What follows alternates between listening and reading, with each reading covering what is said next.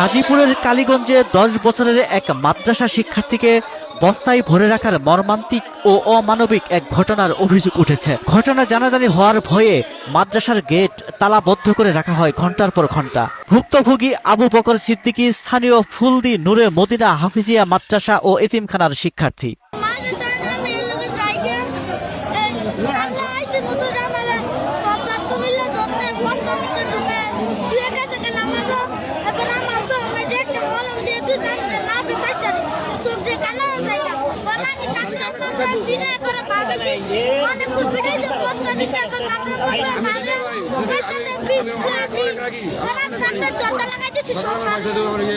তীব্র রোদের মধ্যে শিশুটিকে চটের বস্তায় আটকে রাখার ঘটনায় খুবই ফুঁসে উঠেছেন স্থানীয়রা। ছেলের এই গালটা নষ্ট, এই পিছে ডলাই যেমন চুলে গেছে, আর এই গাদিটার মাঝে মানে লাড়ি যে দিছে প্রত্যেকটা লাড়িয়ে উপর মাংস উঠে গেছে, চামড়া উঠে গেছে, মাংস দেওয়া যায়।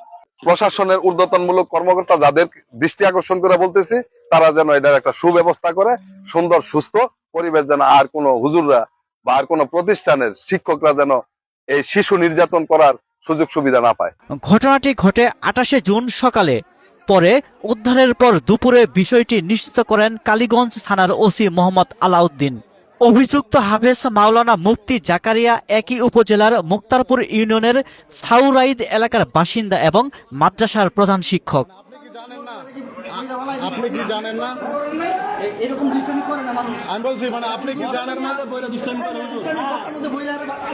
এখন বাচ্চার কথা ভাই একটা কথা বলি। আচ্ছা একটা মুখ সহ না তো। আচ্ছা একটা কথা বলেন, আমি বলি আপনার বিরুদ্ধে মানে বাচ্চা যে অভিযোগ দিচ্ছে সেটা হচ্ছে আপনি তাকে চোখের মধ্যে মলম দিয়া তাকে আপনি বস্তার ভিতরে ঢুকাইছেন, ঠিক আছে, এবং বলছেন বিষের বোতলে তারে খাওয়াই হন মেরে ফেলবো। এটা এই বাচ্চার নিজের মুখে সে জবানবন্দি দিচ্ছে। আমি বলি সাক্ষী দিতে পরে। এখন আপনি কি বলতে চাইতেছেন? মানে বাচ্চার বিষয় আপনি বলেন মিথ্যা অভিযোগ। এখন ঘটনাটা কি হতে পারে বা কি হয়েছে এটা বলেন তো শুনি।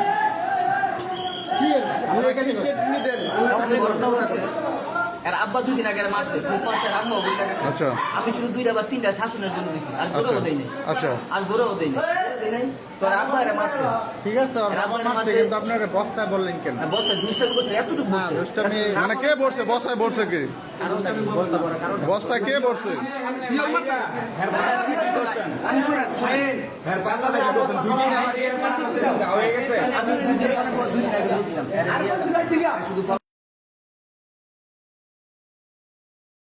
ওয়ালটন আবারও মিলিনিয়ার অফারে ওয়ালটন ফ্রিজ কিনে আপনিও হয়ে যেতে পারেন মিলিয়নিয়ার।